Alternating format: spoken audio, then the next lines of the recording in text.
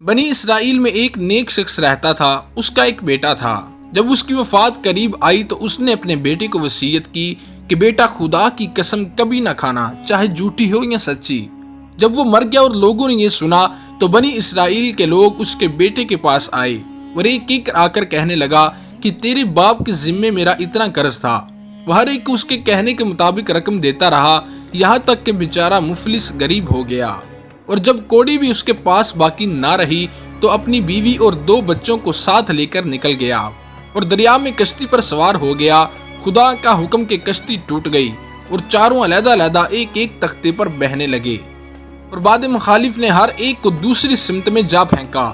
یہ شخص جس نے مدعیوں کے ظلم سے وطن چھوڑا تھا ایک جزیرے میں پہنچ گیا جہاں کوئی آدم زاد نظر نہ آتا تھا۔ حیران تھا کہ کیا کرے۔ اتنے میں ہاتف سے ایک آواز آئی کہ اے ماں باپ کے ساتھ احسان کرنے والے، مشیت الہی اس بات کا تقاضا کرتی ہے کہ تجھے ایک خزانہ ملے۔ فلاں جگہ جاؤ، وہاں سے خزانہ نکال لو۔ یہ شخص وہاں پہنچا تو اس مقام سے واقعی میں خزانہ مل گیا۔ پھر اللہ تعالیٰ نے کچھ آدمی کہیں سے بھیج دیے۔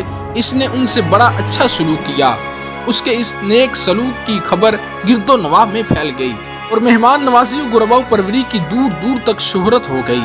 چنانچہ طرف و جوانب سے لوگ اس کے پاس آنا شروع ہو گئے اور جو آتے گئے وہیں بستے گئے، یہاں تک کہ وہ جزیرہ ایک بڑا شہر ہو گیا اور یہ شخص اس جزیرے کا حاکم بن گیا۔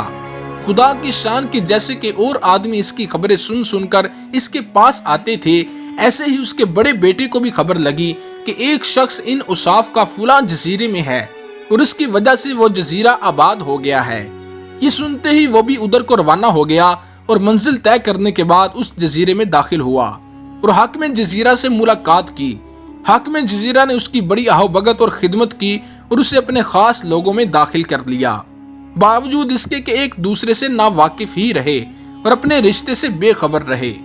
اسی طرح اس کے دوسرے بیٹے کو بھی خبر لگی اور وہ بھی خدمت میں حاضر ہو کر اپنے بھائی کی طرح شرف خدمت سے بہرہ یاب ہوا۔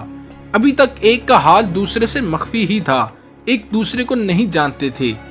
دوستو، حاکم کی بیوی جو کہ دوسرے کسی جزیرے میں پہنچ گئی تھی، ایک شخص نے اسے اپنے گھر میں ڈال لیا۔ جب اس شخص کو بھی حاکم کی سخاوت کا علم ہوا تو وہ بھی اپنی عورت کو ساتھ لے کر اس کی طرف چل پڑا۔ جب جزیرے کے قریب پہنچا تو عورت کو کشتی میں چھوڑ کر اور کچھ ہدیہ لے کر حاکم جزیرہ کے پاس پہنچا۔ حاکم نے اس کی خاطر و مدارت کے بعد کہا کہ رات یہیں رہو۔ اس نے بتایا کہ میں اپنی عورت کو کشتی میں چھوڑ آیا ہوں۔ حاکم نے کہا کہ اس کی حفاظت کے لیے 2 آدمی وہاں بھیج دیتا ہوں۔ پھر حاکم نے دونوں بھائیوں کو حکم دیا کہ جاؤ اور رات بھر اس کشتی کی حفاظت کرو۔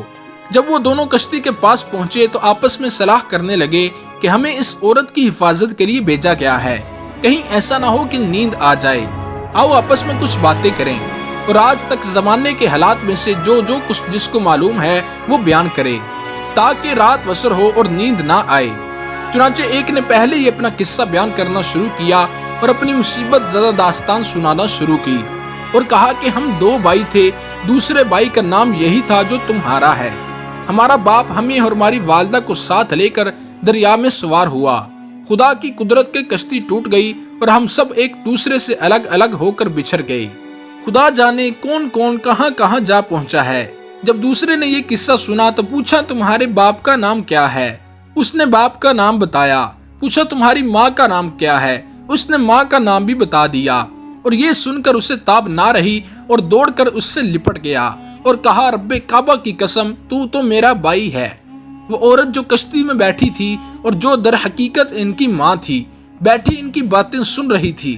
جب صبح ہوئی اور وہ شخص کشتی پر آیا تو عورت کو نہایت غمگین پایا۔ یہ دیکھ کر اسے شک ہوا کہ شاید ان دونوں پہرے داروں نے کوئی شرارت کی ہے۔ چنانچہ وہ غصے میں الٹے پاؤں حاکم جزیرہ کے پاس پہنچا اور سارا قصہ سنا دیا۔ حاکم نے ان دونوں کو طلب کیا اور ساتھ ہی اس عورت کو بھی بلا لیا اور پھر عورت سے پوچھا کہ بتاؤ تمہیں ان سے کیا شکایت ہے؟ وہ بولی جناب ان دونوں سے کہیے کہ یہ رات کا اپنا جو قصہ سنا رہے تھے پھر دہرائیں۔ چنانچہ انہیں یہ حکم دیا گیا اور انہوں نے پھر وہی قصہ بیان کیا۔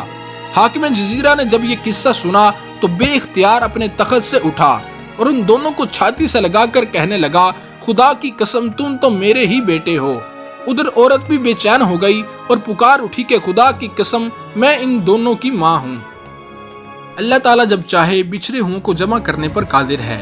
دوستو معلوم ہوا کہ ماں باپ کے ساتھ نیک سلوک اور ان کی فرما برداری کا پھل میٹھا ہے، اور ماں باپ کی فرما بردار اولاد کی دنیا بھی بن جاتی ہے اور دین بھی سنور جاتا ہے۔ اور یہ بھی معلوم ہوا کہ مصیبت کے بعد راحت بھی حاصل ہوتی ہے، اور مصیبت کے وقت صبر کرنے والے کو بڑا اجر ملتا ہے۔ دوستو اللہ تعالیٰ بڑی حکمتوں اور قدرتوں کا مالک ہے، وہ بچھڑوں کو جمع کرنے پر بھی قادر ہے، اور جس طرح یہاں اس نے منتشر افراد کو ایک جگہ جمع فرما دیا، اسی طرح قیامت کے روز تمام منتشر افراد اور اجزاء کو وہ جمع فرما دے گا۔ دوستو ویڈیو اچھی لگی تو لائک کریں، زیادہ سے زیادہ شیئر کریں، مزید ایسی ویڈیوز دیکھنے کے لیے چینل کو سبسکرائب کر دیں۔ شکریہ۔